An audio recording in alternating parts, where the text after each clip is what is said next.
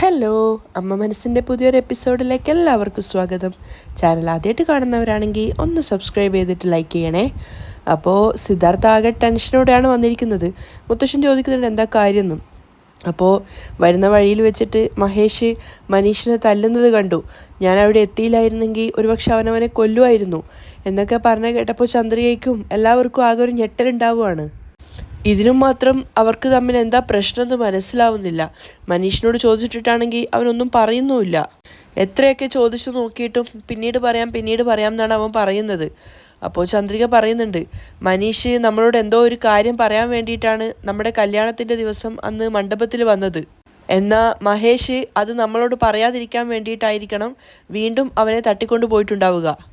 മനീഷ് എന്ത് കാര്യമാണോ നമ്മളോട് പറയാൻ വിചാരിച്ചത് ആ കാര്യം ആദ്യം അവൻ മേഘയോട് ചെന്ന് പറഞ്ഞിട്ടുണ്ടാവും. അപ്പോൾ മേഘയായിരിക്കും അത് നമ്മളോട് പറയരുത് എന്ന് പറഞ്ഞിട്ട് അവനെ വിലക്കിയിട്ടുണ്ടാവുക. കാരണം മേഘയോട് പറഞ്ഞതിന് ശേഷം നമ്മളോട് പറയാമെന്ന് അവൻ പറഞ്ഞതാണ്. പിന്നീട് പറയുന്നില്ലെങ്കിൽ അതിനർത്ഥം മേഘ അവനെ വിലക്കിയിട്ടുണ്ട് എന്നാണല്ലോ. അതുകൊണ്ടാണ് മനീഷ് ഇപ്പോൾ എത്ര തന്നെ സാറ് ചോദിച്ചിട്ടും ഇതിനെക്കുറിച്ചൊന്നും വിട്ടു പറയാത്തത്. മനീഷ് നമ്മളോട് പറയാതെ വെക്കുന്ന ആ രഹസ്യം എന്താണെന്ന് നമ്മൾ എത്രയും പെട്ടെന്ന് കണ്ടുപിടിക്കണം സിദ്ധു. മുത്തശ്ശൻ പറഞ്ഞു കൊടുക്കുകയാണ്. എല്ലാവരും അത് തന്നെയാണ് പറയുന്നത്. അപ്പോൾ മഹേന്ദ്രൻ പറയുന്നുണ്ട്, മേഘ അവളുടെ ഗർഭത്തിന് ഉത്തരവാദി ആരാണെന്ന് മനീഷിന് അറിയാമെന്നാണ് തോന്നുന്നത്. അത് നമ്മളോട് പറയരുത് എന്നായിരിക്കണം മേഘ ഒരുപക്ഷെ അവനെ തടഞ്ഞിട്ടുണ്ടാവുക. ലക്ഷ്മിയും അത് തന്നെയാണ് പറയുന്നത്. ഏട്ടൻ പറഞ്ഞത് ശരിയാണ്. മേഘയുടെ ഗർഭത്തിന് ഉത്തരവാദി ആരാണെന്ന് തീർച്ചയായിട്ടും മനീഷിന് അറിയാമായിരിക്കും.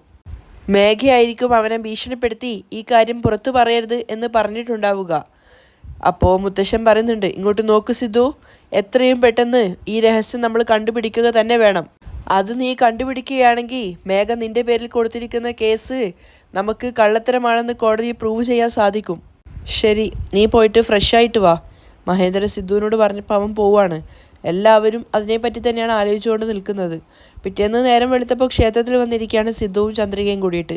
രണ്ടുപേരും പ്രാർത്ഥനയൊക്കെ കഴിഞ്ഞ് പുറത്തു വന്ന് ക്ഷേത്രത്തിന് പുറത്തായിട്ട് അവിടെ ഇരിക്കുകയാണ്. അപ്പോൾ ചന്ദ്രിക പ്രസാദം എടുത്തിട്ട് സിദ്ധുവിന് കൊടുക്കുന്ന സമയത്ത് അവനതെടുത്ത് നെറ്റിയിൽ വെക്കുകയാണ്.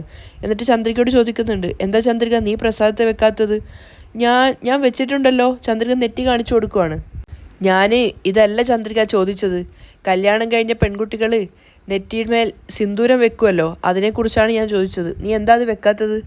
ചന്ദ്രിക ഒന്നും പറയാതെ പുഞ്ചിരിച്ചുകൊണ്ട് സങ്കടത്തോടെ നിൽക്കുവാണ്. എന്താ ചന്ദ്രിക? സിദ്ധു വീണ്ടും ചോദിക്കുന്നുണ്ട്. നമുക്കതിന് ഇനിയും കല്യാണം നടന്നിട്ടില്ലല്ലോ സർ. എന്നെ സംബന്ധിച്ചിടത്തോളം നമ്മുടെ രണ്ടുപേരുടെയും വിവാഹം നടന്നു കഴിഞ്ഞു. നീ കുങ്കുമം എടുത്തിട്ട് നെറ്റിയിൽ വെക്ക്. സിദ്ധു വീണ്ടും പറഞ്ഞു കൊടുക്കുകയാണ്. അപ്പോൾ അന്ന് നടന്നത് നമ്മുടെ കല്യാണമാണെന്നാണോ സാർ കരുതുന്നത്? അതെ, സിദ്ധു കൂസലില്ലാതെയാണ് പറയുന്നത്. നമ്മളായിട്ടൊന്നും ചെയ്തതല്ലല്ലോ. വലിയ വലിയ ആളുകൾ നാള് കുറിച്ച് മുഹൂർത്തം കണ്ടെത്തി നടത്തി തന്ന കല്യാണമല്ലേ. അതുകൊണ്ട് അത് കല്യാണം തന്നെയാണ്. അതുകൊണ്ട് താനിപ്പോൾ കുങ്കുമം എടുത്തിട്ട് തൻ്റെ നെറ്റിയിൽ വെക്കാൻ നോക്ക്. അങ്ങനെ കല്യാണമാണെന്നാണ് സാറ് കരുതുന്നതെങ്കിൽ ഒരു കാര്യം ചെയ്, സാറ് തന്നെ കുങ്കുമം എടുത്തിട്ട് എൻ്റെ നെറ്റിയിൽ വെച്ചതാ. ചന്ദ്രിക അങ്ങനെ പറഞ്ഞത് കേട്ടപ്പോൾ സിദ്ധുവിന് ഒത്തിരി സന്തോഷമാവുകയാണ്. ഒട്ടും മടിക്കാതെ തന്നെ അവൻ അതിൽ നിന്നും കുങ്കുമം എടുത്തിട്ട് ചന്ദ്രികയുടെ നെറ്റിയിൽ വെച്ചു കൊടുക്കുന്നുണ്ട്. അവളാണെങ്കിൽ പ്രണയത്തോടെയും സങ്കടത്തോടെയും ഒക്കെയാണ് അവനെ നോക്കുന്നത്. സിദ്ധാർത്ഥ് പുഞ്ചിരിച്ചുകൊണ്ടാണ് നിൽക്കുന്നതെങ്കിലും ചന്ദ്രികയുടെ മുഖം നിറയെ വിഷമമായിരുന്നു. അവൾ അവനോട് പറയുന്നുണ്ട്, ഈ ലോകത്ത് ഒരു പെൺകുട്ടിക്ക് പോലും ഇങ്ങനെ ഒരു ഗതികേട് വരരുത് എന്നാണ് സാർ ഞാൻ ആഗ്രഹിക്കുന്നത്. നമുക്ക് സംഭവിച്ച കാര്യങ്ങൾ ആലോചിച്ചിട്ട് സന്തോഷിക്കണോ അതോ സങ്കടപ്പെട്ടിരിക്കണോ എന്ന് പോലും എനിക്ക് മനസ്സിലാവുന്നില്ല. ഒരു ഭാഗത്ത് സാറിൻ്റെ ഭാര്യയായതിൻ്റെ സന്തോഷവും മറുഭാഗത്ത് താലിമേഘ കൊണ്ടുപോയതിൻ്റെ സങ്കടവും. അതിലേതാണ് എൻജോയ് ചെയ്യേണ്ടത് എന്ന് പോലും എനിക്ക് മനസ്സിലാവുന്നില്ല. അപ്പോൾ സിദ്ധു പറയുന്നുണ്ട്, എന്നെ എപ്പോൾ തൊട്ടാണോ മലര് അച്ഛ എന്ന് വിളിക്കാൻ തുടങ്ങിയത് അന്ന് മുതൽ നമ്മുടെ കല്യാണം കഴിഞ്ഞു എന്നാണ് ഞാൻ വിശ്വസിക്കുന്നത്. സിദ്ധു അത് പറഞ്ഞ് ചിരിച്ചതും ചന്ദ്രിക പുഞ്ചിരിക്കുകയാണ്. ശരി, നമുക്ക് വീട്ടിലേക്ക് പോവാം. സമയമായി സിദ്ധുവും പറയുന്നുണ്ട്. പെട്ടെന്നാണ് ചന്ദ്രയെ കാണുന്നത് മനീഷ് അതുവഴി പാസ് ചെയ്ത് പോകുന്നത്. അപ്പോൾ അവൾ വേഗം തന്നെ സിദ്ധുവിനോട് പറയുന്നുണ്ട്, സർ അത് മനീഷ് അല്ലേ? മനീഷ് സിദ്ധു നീട്ടി വിളിക്കുകയാണ്. അപ്പോൾ മനീഷ് തിരിഞ്ഞു നോക്കുന്നുണ്ട്. പക്ഷെ അവൻ്റെ മുഖത്ത് വലിയ തൃപ്തികരമല്ലാത്തൊരു ഭാവത്തിലാണ് ഉള്ളത്. അവനങ്ങനെ നിൽക്കുന്ന സമയത്ത് സിദ്ധു പറയുന്നുണ്ട്, ഇങ്ങോട്ട് വാ. അങ്ങനെ ഒട്ടും താല്പര്യമില്ലാതെയാണ് മനീഷ് അവർക്ക് അടുത്തേക്ക് പോകുന്നത്. എന്താ സർ? അല്ല, മഹേഷ് നിന്നെ എന്തിനാണ് തട്ടിക്കൊണ്ടു പോയത് എന്ന് മേഘയോട് പറഞ്ഞതിന് ശേഷം ഞങ്ങളോട് പറയാമെന്ന് പറഞ്ഞിട്ട് നീ ഇതുവരെ പറഞ്ഞിട്ടില്ലല്ലോ. ഇത്ര ദിവസവും താനായിട്ടത് വന്ന് പറയുമെന്ന് കരുതി കാത്തിരുന്നതാണ്. ചന്ദ്രിക എത്ര വലിയൊരു ആപത്തിൽ നിന്നാണ് തന്നെ രക്ഷിച്ചതെന്ന് തനിക്ക് തന്നെ നന്നായിട്ടറിയാം. മഹേഷ് നിന്നെ എന്തിനാണ് തട്ടിക്കൊണ്ടുപോയത് എന്ന് പറയാൻ നീ എന്തിനാ ഇങ്ങനെ മടിക്കുന്നത്? അപ്പോൾ മനീഷ് പറയുന്നുണ്ട്, മഹേഷ് എന്നെ എന്തിനാണ് തട്ടിക്കൊണ്ടുപോയത് എന്ന് തീർച്ചയായിട്ടും ഒരു ദിവസം ഞാൻ നിങ്ങളോട് പറയും സർ.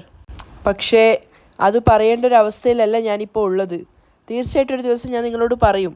നിങ്ങളെന്നെ തെറ്റിദ്ധരിക്കരുത് സർ. ഞങ്ങൾ എന്തിനാ മനീഷ് നിന്നെ തെറ്റിദ്ധരിക്കുന്നത്? മേഘയുടെ ഗർഭത്തിന് ഞാനാണ് കാരണക്കാരൻ എന്നും പറഞ്ഞ് നടക്കുകയാണ് അവൾ.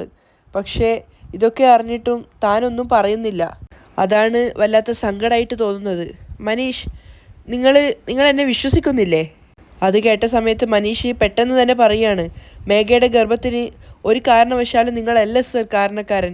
അത് ആലോചിച്ചിട്ട് നിങ്ങൾ ഒരിക്കലും കുറ്റബോധം ഉണ്ടാക്കേണ്ട ആവശ്യമില്ല. അത് കേട്ടതും പെട്ടെന്ന് ചന്ദ്രികയും സിദ്ധുവും പരസ്പരം നോക്കിപ്പോവാണ്.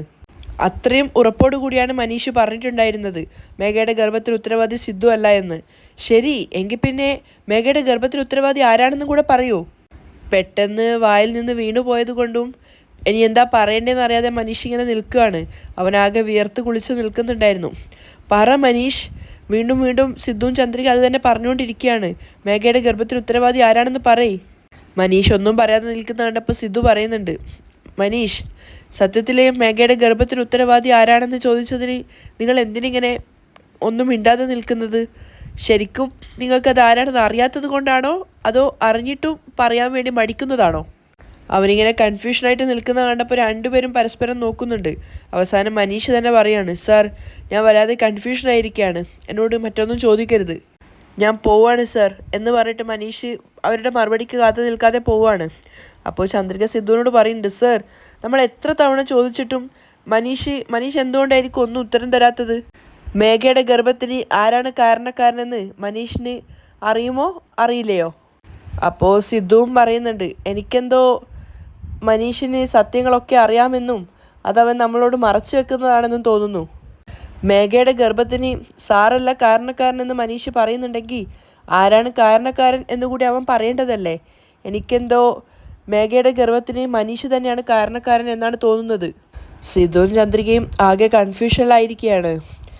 മേഘ ഗർഭിണിയായതും മഹേഷ് മനീഷിനെ തട്ടിക്കൊണ്ടുപോയതും തമ്മിൽ എന്തായിരിക്കും ബന്ധം? ആകെ കൺഫ്യൂഷൻ ആവുകയാണ് ചന്ദ്രിക. എത്ര നാൾ സത്യം മറച്ചു വെക്കാൻ സാധിക്കും സർ? ഒരു ദിവസം സത്യം എല്ലാ മുഖംമൂടിയും വലിച്ചെറിഞ്ഞ് പുറത്തേക്ക് വരിക തന്നെ ചെയ്യും. ശരി, വാ പോവാം. അവർ രണ്ടുപേരും ക്ഷേത്രത്തിൽ നിന്നും തിരിച്ചു പോവാണ്. രാത്രിയായപ്പോൾ ക്ഷേത്രത്തിന് പുറത്ത് മേഘ ആരെയോ കാത്തു നിൽക്കുകയാണ്. ഒരുപാട് നേരം അവൾ വെപ്രാളപ്പെട്ട് അങ്ങോട്ടും ഇങ്ങോട്ടും നടക്കുന്നുണ്ട്. കുറച്ചു കഴിഞ്ഞപ്പോൾ മഹേഷാണ് അങ്ങോട്ടേക്ക് ബൈക്കിൽ വരുന്നത്. അവിടെ ചെറുതായിട്ട് മഴയൊക്കെ പാറുന്നുണ്ടായിരുന്നു. അപ്പോൾ മഹേഷ് വണ്ടിയിൽ നിന്ന് ഇറങ്ങിയിട്ട് മേഘയോട് ചോദിക്കുകയാണ്, ആഹാ, എന്താ മേഘ, വല്ലാത്ത അതിശയാണല്ലോ. നീ ഫോൺ ചെയ്ത് എന്നോട് വരാൻ പറയാണോ? അപ്പോൾ മേഘ ദേഷ്യത്തോട് ചോദിക്കുകയാണ്, നീ എന്തിനാ മനീഷിനെ ഭീഷണിപ്പെടുത്തുന്നത്? മേഘ, ഞാൻ അവനെ എനിക്ക് വേണ്ടി മാത്രമല്ല ഭീഷണിപ്പെടുത്തുന്നത്, നിനക്കും കൂടി വേണ്ടിയാണ്. നിന്റെ ഗർഭത്തിൻ്റെ ഉത്തരവാദി അവനാണെന്ന് അവൻ എല്ലാവരോടും പറഞ്ഞു എന്ന് വെക്ക്. അതിനുശേഷം പിന്നീട് നിന്റെ പ്ലാനും ഫ്ലോപ്പാവും, എൻ്റെ പ്ലാനും ഫ്ലോപ്പാവും. എങ്കിൽ ഞാൻ നിന്നോടൊരു കാര്യം പറയാം. മനീഷ് എല്ലാ കാര്യങ്ങളും എന്നോട് പറഞ്ഞു കഴിഞ്ഞു. അവൻ ഈ കാര്യം പുറത്ത് ആരോടും പറയില്ല എന്ന് എനിക്ക് സത്യം ചെയ്ത് തന്നിട്ടുണ്ട്. അതുകൊണ്ട് ഇനി നീ മനീഷിനെ ശല്യം ചെയ്യരുത്. നീ മനീഷിനെ അങ്ങനെ കണ്ണടച്ച് വിശ്വസിക്കേണ്ട മേഘ. ഈ കേസ് കഴിയുന്നത് വരെ അവനോട് എവിടെയെങ്കിലും മറഞ്ഞിരിക്കാൻ പറയ്. ഇല്ലെങ്കിൽ അവൻ എന്തെങ്കിലും പൊട്ടത്തരം കാണിക്കുന്നതാണ് എനിക്ക് തോന്നുന്നത്. മനീഷിനെ അങ്ങനെ ഒളിക്കാനൊക്കെ പറഞ്ഞു കഴിഞ്ഞാൽ എല്ലാവർക്കും സംശയം വരും. അവൻ ഒരിക്കലും സത്യം പുറത്തു പറയില്ല, അതെനിക്ക് ഉറപ്പുണ്ട്. ഇനിമേൽ നീ അവൻ്റെ മുന്നിൽ കുറുകെ വരരുത്. ഇനി അങ്ങോട്ട് അവനും നീയും തമ്മിൽ യാതൊരു പ്രശ്നവും ഉണ്ടാവാൻ പാടില്ല. മഹേഷ് കുറച്ചു നേരം ആലോചിച്ച് നിന്നിട്ട് പറയുന്നുണ്ട്, ശരി, അവൻ സത്യം ആരോടും പറയാത്തിടത്തോളം കാലം എനിക്ക് അവനോട് യാതൊരു ദേഷ്യവും ഇല്ല. ഇനി ഞാൻ അവനെ ഒന്നും ചെയ്യില്ല. ശരി, ഞാൻ പോവാണ് എന്ന് പറഞ്ഞിട്ട് മഹേഷ് വേഗം അവിടുന്ന് പോകുന്നുണ്ട്. പിറ്റേന്നൊരു ഉച്ചയൊക്കെ ആയ സമയത്ത് മനീഷ് മുടന്തി നടന്നുകൊണ്ടിരിക്കുകയാണ് റോഡിൽ വെച്ചിട്ട്. ആ സമയത്ത് അതിൻ്റെ തൊട്ടടുത്ത റോഡിൽ കൂടി സിദ്ധാർത്ഥ് കാറും കൊണ്ട് പോകുന്നുണ്ടായിരുന്നു. അവൻ കാറിൽ പോകുമ്പോൾ മനീഷ് അങ്ങനെ നടന്നു പോകുന്നത് അവൻ കാണുകയാണ്. അപ്പോൾ കുറച്ച് ദൂരത്തോട്ടായിട്ട് വണ്ടി നിർത്തിയിട്ട് സിദ്ധു മനീഷ് എന്ന് വിളിക്കുന്നുണ്ട്. പക്ഷെ അതവൻ കേൾക്കുന്നില്ല. പിന്നീട് വീണ്ടും ബാക്കോട്ടേക്ക് വന്നതിന് ശേഷം മനീഷ് എന്ന് വിളിച്ചപ്പോൾ അവൻ കേട്ടിട്ട് തിരിഞ്ഞു നോക്കുകയാണ്. പക്ഷെ സിദ്ധാർത്ഥിനെ കണ്ടപ്പോൾ അവൻ വലിയ മൈൻഡൊന്നും കൊടുക്കാതെ വീണ്ടും അങ്ങോട്ടേക്ക് പോകുന്നുണ്ട്. അപ്പോൾ സിദ്ധു വിചാരിക്കുകയാണ് ഇതെന്താ എന്നെ നോക്കിയിട്ടും മൈൻഡാക്കാതെ മനീഷ് പോകുന്നത്. സിദ്ധു വീണ്ടും മനീഷിൻ്റെ പിന്നാലെ വണ്ടി കൊണ്ടുപോയിട്ട് അവൻ്റെ തൊട്ടടുത്തായിട്ട് നിർത്തുകയാണ്. വണ്ടി തൻ്റെ അരികിൽ എത്തിയെന്ന് മനസ്സിലായിട്ടും മനീഷ് മൈൻഡ് വെക്കാതെ നടക്കുന്നുണ്ട്. സിദ്ധു വേഗം കാറിൽ നിന്ന് ഇറങ്ങിയിട്ട് മനീഷ് എന്ന് വിളിക്കുകയാണെങ്കിലും അവൻ തിരിഞ്ഞു നോക്കുന്നത് പോലെ അഭിനയിച്ചിട്ട് വീണ്ടും മുന്നോട്ടേക്ക് പോവുകയാണ്. അപ്പോൾ സിദ്ധാർത്ഥ് വേഗം കാറിൽ നിന്ന് ഇറങ്ങി ഓടി അവൻ്റെ അടുത്തേക്ക് വരികയാണ്. എന്താ മനീഷ്, ഞാൻ അവിടെ നിന്ന് നിൻ്റെ പേരെടുത്ത് വിളിച്ചുകൊണ്ടേയിരിക്കുന്നു, നീയാണെങ്കിൽ മൈൻഡ് പോലും വെക്കാതെ പോയിക്കൊണ്ടേയിരിക്കുന്നത്. ഇല്ല സർ, എനിക്ക് പ്രധാനപ്പെട്ടൊരു കാര്യം ചെയ്യാനുണ്ട്, അതുകൊണ്ടാണ് ഞാൻ പോകുന്നത്. എനിക്ക് പോകേണ്ടത് അത്യാവശ്യമാണ്. അയ്യോ മനീഷ്, ഞാൻ ചോദിക്കുന്ന ഒരു ചോദ്യത്തിന് ഉത്തരം തന്നിട്ട് നീ പെട്ടെന്ന് തന്നെ പൊയ്ക്കോ. ഞാനെന്തിനാ നിന്നെ തടഞ്ഞു വെക്കുന്നത്? സാറിന് എന്താ അറിയേണ്ടത്, ചോദിക്ക്. മേഘയുടെ ഗർഭത്തിന് ആരാണ് കാരണക്കാരൻ എന്ന സത്യം എനിക്ക് അറിയണം. സിദ്ധു അത് പറഞ്ഞതും മനീഷ് ശരിക്കും ഞെട്ടിയിട്ട് അവനെ നോക്കുവാണ്. ശരി, അതവിടെ നിൽക്കട്ടെ. മഹേഷ് എന്തിനാ നിന്നെ തട്ടിക്കൊണ്ടു പോകുന്നത്? ആ ഒരു കാര്യമെങ്കിലും പറയും. മനീഷ് ഒന്നും പറയാനാവാതെ പതറിക്കൊണ്ട് നിൽക്കുകയാണ്. സാർ, ഈ 2 ചോദ്യത്തിനും ഒരേ ഒരു ഉത്തരമാണുള്ളത് സാർ. ആ കാര്യം എനിക്കിപ്പോൾ സാറിനോട് പറയാൻ പറ്റില്ല. നീ സത്യം പറയാത്തിടത്തോളം വീട്ടിലുള്ളവർക്ക് ആർക്കും ഒരു സമാധാനവും ഇല്ല. സിദ്ധുവിന് ദേഷ്യം വരുന്നുണ്ടായിരുന്നു. സാർ, ഞാനിപ്പോൾ സത്യം പറയാൻ പറ്റിയൊരവസ്ഥയിലല്ല സാർ. മനീഷ്, മര്യാദയ്ക്ക് മേഘയുടെ ഗർഭത്തിന് ആരാണ് കാരണക്കാരനെന്ന് പറയാൻ നോക്ക്. സിദ്ധാർത്ഥിന് ദേഷ്യം കയറി വരികയാണ്. അപ്പോൾ മനീഷ് പറയുന്നുണ്ട്, സാർ, നിങ്ങൾ എത്ര തവണ ചോദിച്ചാലും എൻ്റെ ഉത്തരം ഒന്ന് തന്നെയാണ്. എനിക്കിപ്പോൾ ഇതിനുള്ള മറുപടി തരാൻ സാധിക്കില്ല. പിന്നെ എപ്പോഴാണ് നീ ഇതിനുള്ള മറുപടി പറയുക? ഞാൻ എൻ്റെ ഇഷ്ടത്തിന് ചോദിച്ചുകൊണ്ടേ ഇരിക്കുന്നു, നീയാണെ മറുപടി പറയുന്നുമില്ല എന്ന് പറഞ്ഞിട്ട് സിദ്ധാർത്ഥ് അവൻ്റെ ചെകിട്ടത്ത് നോക്കി ഒന്ന് പൊട്ടിച്ചു കൊടുക്കുകയാണ്. എത്രയോ ദിവസമായി നീ ഇന്ന് പറയും നാളെ പറയും സത്യമെന്ന് കരുതി ഞാൻ കാത്തു നിൽക്കുന്നത്. നീ കാരണം എൻ്റെ വീട്ടിലുള്ള ഒരാൾക്ക് പോലും സമാധാനമില്ല. വീണ്ടും ഞാൻ പറയാണ്, മര്യാദയ്ക്ക് മേഘയുടെ ഗർഭത്തിന് ഉത്തരവാദി ആരാണെന്ന് പറയാൻ നോക്ക്. മേഘയുടെ ഗർഭത്തിന് ആരാണ് ഉത്തരവാദി? അത് അറിഞ്ഞിട്ടും നിങ്ങളൊക്കെ എന്തിനാണ് ഇങ്ങനെ സത്യത്തെ മറച്ചു വെക്കുന്നത്? മര്യാദയ്ക്ക് സത്യം പറയടാ എന്ന് പറഞ്ഞിട്ട് സിദ്ധു വീണ്ടും അവനെ അടിക്കാൻ കയ്യോങ്ങുകയാണ്. അപ്പോഴും മനീഷ് പറയുന്നുണ്ട്, സർ, ഇപ്പോൾ എനിക്ക് സത്യം പറയാൻ സാധിക്കില്ല. ഓ അങ്ങനെയാണോ? അപ്പോൾ പിന്നെ മഹേഷ് എന്തിനാണ് നിന്നെ തട്ടിക്കൊണ്ടുപോയത്? പറ എന്ന് പറഞ്ഞിട്ട് അവൻ്റെ ഷർട്ടിന് കുത്തിപ്പിടിക്കുകയാണ്. സർ, നിങ്ങൾ എന്നെ എത്ര തല്ലിയാലും ഇപ്പോൾ എനിക്കത് പറയാൻ സാധിക്കില്ല. എന്നിട്ട് സിദ്ധുവിൻ്റെ കയ്യവും മാറ്റുവാണ്. ഓ, നീ പറയില്ല അല്ലേ? നീ ഒരു നല്ല മനുഷ്യനാണെന്നാണ് ഞാൻ കരുതിയത്. ഇപ്പോൾ നീയും കൂടി മേഘയുടെ കൂടെ ചേർന്നിട്ട് എന്നെ ടോർച്ചർ ചെയ്യാണല്ലേ? മനീഷ് മറുപടി ഒന്നും പറയാതെ തലതാഴ്ത്തി നിൽക്കുകയാണ്. നീ പൊയ്ക്കോ. നിൻ്റെ അടുത്തുനിന്ന് എങ്ങനെയാണ് സത്യം പുറത്തു കൊണ്ടുവരേണ്ടതെന്ന് എനിക്കറിയാം. സിദ്ധാർത്ഥ് ദേഷ്യത്തോടെ പറയാണ്. മനീഷ് വേഗം തന്നെ അവിടെ നിന്ന് പോകുന്നുമുണ്ട്. ചന്ദ്രിക പൂവ് കെട്ടിക്കൊണ്ടിരിക്കുകയാണ്. മലർക്കുട്ടി അടുത്ത് തന്നെ ഇരുന്നിട്ട് ഹെൽപ്പ് ചെയ്യുന്നുണ്ടായിരുന്നു. അങ്ങോട്ടേക്ക് വന്നിട്ട് മേഘ ചോദിക്കുകയാണ്, ചന്ദ്രിക, സിദ്ധു എവിടെ? അപ്പോൾ ചന്ദ്രിക വലിയ താല്പര്യമൊന്നും ഇല്ലാത്ത മട്ടിൽ മുഖം തിരിക്കുകയാണ്. മലരാണ് പറയുന്നത്, അച്ഛൻ പുറത്തു പോയിരിക്കുകയാണ്. അത് കേട്ടതും മേഘ ആകെ ഷോക്കാവുകയാണ്. മലര് സിദ്ധുവിനെ അച്ഛനാണ് വിളിക്കുന്നത് എന്ന് കേട്ടിട്ട്. എന്താ പറഞ്ഞത്? അച്ഛൻ പുറത്തു പോയിട്ടുണ്ടെന്നോ? ആരാ നിൻ്റെ അച്ഛൻ? സിദ്ധു ആണ് എൻ്റെ അച്ഛൻ. മലരൊട്ടും മടികൂടാതെയാണ് പറയുന്നത്. മേഘയെ നോക്കിയിട്ട് ചന്ദ്രിക ഒന്നും പറയാതെ നിൽക്കുകയാണ്. അപ്പോൾ മേഘ കുഞ്ഞിനോട് തന്നെയാണ് പറയുന്നത്, നിൻ്റെ അമ്മയ്ക്കും സിദ്ധുവിനും കല്യാണം നടക്കാതെ തന്നെ സിദ്ധു നിൻ്റെ അച്ഛനായോ? സിദ്ധുവിന് മേലാൽ നീ അച്ഛ എന്ന് വിളിക്കാൻ പാടില്ല. ചന്ദ്രിക മറുപടി പറയും മുന്നേ മലര് തന്നെയാണ് പറയുന്നത്, ഞാൻ പറഞ്ഞത് കേട്ടില്ലേ, പോവാൻ നോക്ക്. ചന്ദ്രിക ഉദ്ദേശിച്ച മറുപടി തന്നെ ആയതുകൊണ്ട് അവൾ മറുത്തൊന്നും പറയാതെ മേഘയെ ദേഷ്യത്തോടെ നോക്കി നിൽക്കുകയാണ്. പക്ഷേ മലരങ്ങനെ പറഞ്ഞു കേട്ടപ്പോൾ മേഘയ്ക്ക് വല്ലാത്ത ഷെയിമായിട്ടാണ് തോന്നുന്നത്. അവൾ പറയുന്നുണ്ട്, ഈ ചെറിയ പ്രായത്തിൽ എന്ത് വലിയ വർത്താനം നീ സംസാരിക്കുന്നത്? അപ്പോഴാണ് ചന്ദ്രിക പറയുന്നത്, ഇങ്ങോട്ട് നോക്ക് മേഘ, എന്തെങ്കിലും ഒന്ന് കുഞ്ഞിനെ പറഞ്ഞു കഴിഞ്ഞാൽ പിന്നെ ഞാൻ സംസാരിക്കുന്നത് വേറെ രീതിയിലായിരിക്കും. എന്തിനാണ് നീ സിദ്ധു സാറിനെ കാണുന്നത്? എന്തിനു വേണ്ടിയിട്ടാണ് സിദ്ധു മനീഷുമായിട്ട് പ്രശ്നം ഉണ്ടാക്കുന്നത്? മേഘ തിരിച്ചു ചോദിക്കുകയാണ്. എന്ത് പ്രശ്നമാണ്? ചന്ദ്രിക അറിയാത്തതുപോലെ ചോദിക്കുകയാണ്. ഒന്നും അറിയാത്തതുപോലെ അഭിനയിക്കല്ലേ. മനീഷ് റോഡിൽ കൂടി നടന്നു വരുന്ന സമയത്ത് മേഘയുടെ ഗർഭത്തിന് ഉത്തരവാദി ആരാണെന്ന് ചോദിച്ചിട്ട് സിദ്ധു അവനെ തല്ലി. ചന്ദ്രിക ഒന്നും പറയാതെ മേഘയെ നോക്കി നിൽക്കുകയാണ്. എൻ്റെ ഗർഭത്തിന് ആരാണ് കാരണക്കാരനെന്ന് ഞാൻ പറഞ്ഞതല്ലേ, പിന്നെ എന്തിനാ പോയിട്ട് മനീഷിനെ ഭീഷണിപ്പെടുത്തുന്നത്? സിദ്ധു എന്താ കരുതിയത്? ഇനി ഒരു പ്രാവശ്യം കൂടി മനീഷിനെ പോയി കണ്ടാലോ അവനെ ഭീഷണിപ്പെടുത്തിയാലോ അടിക്കുകയോ ചെയ്താൽ ഞാൻ പോലീസിൽ പോയി കംപ്ലൈൻറ്റ് ചെയ്യും. മേഘ പറഞ്ഞതൊക്കെ സമാധാനത്തോടെ ചന്ദ്രയെ കേട്ടിരിക്കുകയായിരുന്നു. അവസാനം അവൾ പറയുന്നുണ്ട്, നിന്റെ ഗർഭത്തിന് ആരാണ് കാരണക്കാരനെന്ന് മനീഷിനറിയാമെന്ന് അവൻ തന്നെ പറഞ്ഞു. അതിനെക്കുറിച്ചാണ് സിദ്ധു സാറ് മനീഷിനോട് ചോദിച്ചത്. അത് കേട്ടതും മേഘ ഒന്ന് പരിഭ്രമിക്കുകയാണ്. അയ്യോ, അവൻ സിദ്ധുവിനോട് എന്തെങ്കിലുമൊക്കെ വിട്ടു പറഞ്ഞിട്ടുണ്ടാവുമോ?